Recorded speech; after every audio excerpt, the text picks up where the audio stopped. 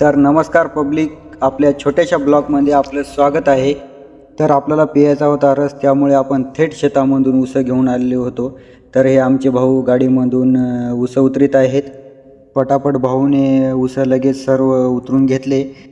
ऊस हा अशा प्रकारे सर्व साफ करून घ्यायला लागते, त्यावरचं सर्व काळा वगैरे काढून घ्यायला लागते, नाहीतर रस हा काळा निघतो। त्यामुळे हा साफ करून घ्यायला भाऊने पाहता पाहता इंजन पण चालू केलं, पातेल ठेवलं आणि भाऊ लागला आपल्या आपल्या कामाला। पहा अशा प्रकारे हा रस काढला जातो। भाऊने एका पाठोपाठ आम्ही आणलेले सर्व ऊसाचा रस काढायचा होता, त्यामुळे आम्ही सर्व रस हा काढून घेतला। तू मेरे से प्यार करती है या नहीं करती? बोलत आहेत, पाहू शकता तुमच्या समोर क्वालिटी आणि क्वांटिटी कशी एक नंबर आलेली आहे रसाची। ज्याला कुणाला रस प्यायचा आहे त्यांनी फक्त पाहून पोट भरावे। तुम्ही पाहू शकता रस हा क्वालिटीचा किती एक नंबर निघलेला आहे। शेतातला ऊस लगेच्या लगेच आणल्यामुळे एक नंबरचा हा रस निघलेला आहे। भाऊ जरा अमृत जरा दमानं टाक यासाठी खूप कष्ट करावे लागलेले आहेत।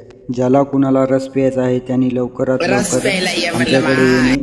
मग काय भाऊ, उशीर न लावता सर्वांनी एक एक ग्लास घेतले। चवीला हा रस एक नंबर लागत होता, त्यामुळे भाऊ तर 2-2, 3-3 ग्लास पिऊ लागले। तो पलीकडच्या साईडचा बकासूर 3-3, 4-4 ग्लास हाणत होता।